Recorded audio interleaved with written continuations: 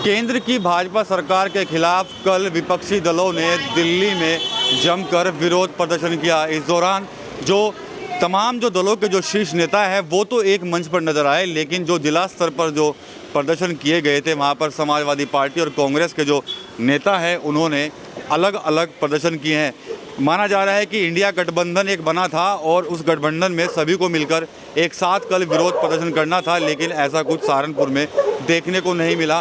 तो कहीं ना कहीं लग रहा है कि जो जिला स्तर पर जो राजनीति है उसमें जो दोनों पार्टियों के नेता हैं उनमें कहीं ना कहीं आपसी खींचतान जो है वो कहीं ना कहीं दिखाई दे रही है। और इस खींचतान का क्या कुछ असर 24 के चुनाव में होगा, क्या नुकसान होगा, उस पर बातचीत करने के लिए सहारनपुर के ही हम इस वक्त सराय हिशामुद्दीन इलाके में मौजूद हैं और यहाँ के जो जिम्मेदार लोग हैं वो यहाँ पर बैठे हुए हैं, उनसे बातचीत करेंगे।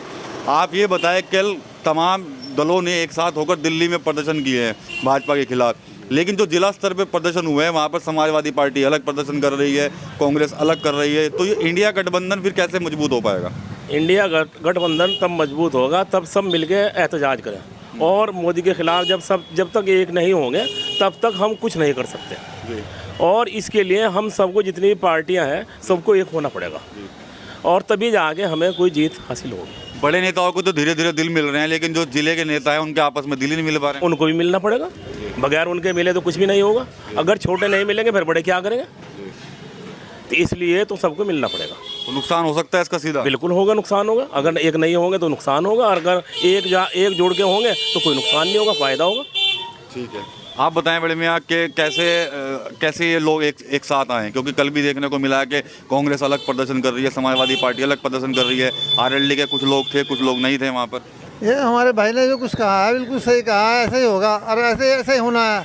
अगर ये नहीं मानेंगे ना तो इनका कुछ नहीं होने का इनका। जी, चुनाव नहीं लड़ पाएंगे ढंग से फिर ये लोग? ना चुनाव नहीं लड़ पाएंगे, लड़ पाएंगे और ना कुछ होगा। अच्छा, जो आपस में खींचतान चल रही है इसका फिर फायदा किसको मिल जाएगा? तो बीजेपी को फायदा मिलेगा इसका।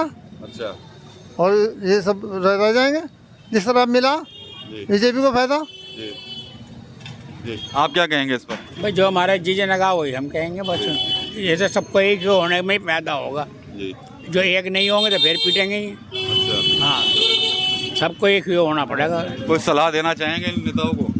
भाई नेताओं को हम तो यही कहेंगे, भाई ये एक हो जाए तो ज़्यादा बेहतर है। हाँ। और अगर एक नहीं होते तो फिर उसे फायदा पहुँचेगा, भाजपा को पहुँचेगा। हाँ, आप एक युवा हैं, आप बताएं आपकी क्या राय है इस पर, क्या कहेंगे आप?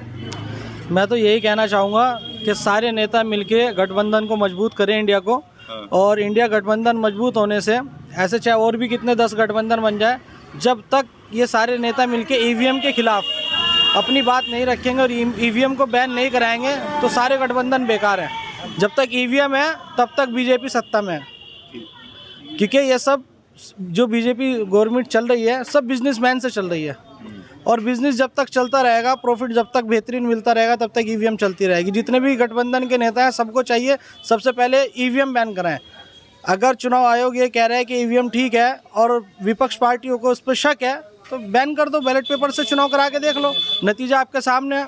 कोई गठबंधन की ज़रूरत नहीं पड़ने की, सब चीज़ें क्लियर हो जाएंगी सिर्फ एक ईवीएम बैन करने से। अगर ईवीएम बैन नहीं है तो कोई भी गठबंधन कामयाब नहीं है। आप मीडिया के आदमी हैं, पत्रकार हैं, मैं आप ही से कहना चाहता हूँ ये बात, आप सब ने ही दिखाया था मध्य प्रदेश में क्या वो था, चुनाव के जो थे रिज़ल्ट, वो पहले आपने मुझे बताए थे सर्वे, और राजस्थान के क्या सर्वे थे, तो सब उल्टा हो गया। क्योंकि एक राजा बैठा है जो उसकी प्रजाओं को सबको हुक्म दे देता है, सब पलट जाए। सारे आप पत्रकार बंधु वगैरह सबकी जो वो सर्वे थे वो सब खराब हो गए। किस पे विश्वास करें, आप पे करें, कहाँ जाए? आप तो देश का जो है वो चौथा पिलर है, यही मानते हैं, और आपकी बातें सब क्लियर नहीं आ रही हैं सामने, क्योंकि सब जानते हैं कि ईवीएम में गड़बड़ी है। नहीं तो पूरे दिन ईवीएम चलने के बाद भी और 99% उसमें चार्जिंग दिखाई जा रही है, ऐसे कैसे हो सकता है? पॉसिबल नहीं है। तो मंसूर भाई आप बताएं कि इंडिया गठबंधन कैसे मजबूत होगा, और ये तो ईवीएम पर ही सवाल उठा रहे हैं। देखिए विकास भाई, पहले तो आपका धन्यवाद, मशकूर भाई का धन्यवाद आपका एक राय लेने के लिए। हर आदमी की मुख्तलिफ राय हो सकती है और होनी भी चाहिए, तभी लोकतंत्र मजबूत होता है। लेकिन जो आज की डेट में सत्ता में है, सपोज मैं सरकार के खिलाफ हूँ। आपने 1977 में इंदिरा जी का हश्र देखा, क्या रहा, इमरजेंसी का दौर था। तो आदमी को इतना ज़्यादा एक अपने अंदर अहंकार का भाव या नहीं आना चाहिए, जो भी सत्ता में हो, कि सामने वाले को, दूसरे लोगों को कुछ ना समझा जाए और एक वर्ग विशेष को अलग कर दिया जाए। मैं आपके माध्यम से यही कहना चाहूँगा कि जब तक ऊपर से लेके नीचे कार्यकर्ताओं तक का दिल नहीं मिलेगा, इंडिया गठबंधन मजबूत नहीं होगा। बकौल आपके सवाल के, जैसे समाजवादी का प्रदर्शन अलग था, कांग्रेस का प्रदर्शन अलग था, जब तक एक प्लेटफॉर्म पे नहीं आएंगे तब तक ये कुछ नहीं होगा। तब तक भारतीय जनता पार्टी ही मजबूत होगी। और इस गठबंधन को मजबूती लाने के लिए मेरी व्यक्तिगत राय है कि बसपा को भी साथ आना ज़रूरी है। अगर आप एक बड़ी लड़ाई लड़ रहे हो तो आपको सबको मिलकर लड़ना पड़ेगा, ऐसा मेरा मानना है। ठीक है, यहाँ कुछ लोग और मौजूद हैं, उनसे भी हम बात करेंगे। ये बताएं कि ये कैसे एक होंगे? सर, जब तक मेरा तो मानना यह है कि ये कभी एक नहीं होने, क्योंकि कोई नेता किसी के पक्ष में टांग खींचेगा, कोई किसी का। अब हमारे क्षेत्र में ही देख लीजिए आप, ज़िला सहारनपुर के अंदर इमरान साहब अलग हैं और आशु जी अलग हैं और खुदा आपका भला करे बसपा के अलग हैं। ये जब तक एक प्लेटफॉर्म पे नहीं आएंगे तब तक सर इनका कुछ नहीं हो सकता।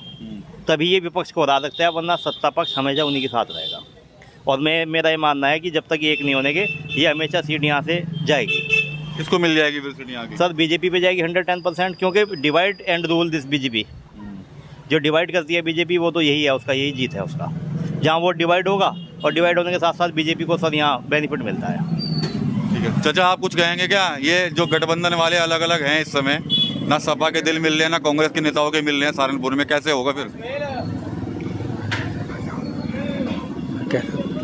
तो ये चाचा कुछ नहीं बोल रहे हैं। तो हालांकि जो लोग हैं उनकी राय सिर्फ यही है तमाम दलों को कि अपने दिल मिलाने होंगे, भाजपा को हराना है तो एकजुट होना होगा। अगर एकजुट नहीं होंगे तो उनका नुकसान उठाना सभी दलों को पड़ेगा और फिर से एक बार भारतीय जनता पार्टी की सरकार बनेगी। TV9 यूपी के लिए सहारनपुर से विकास कपिल।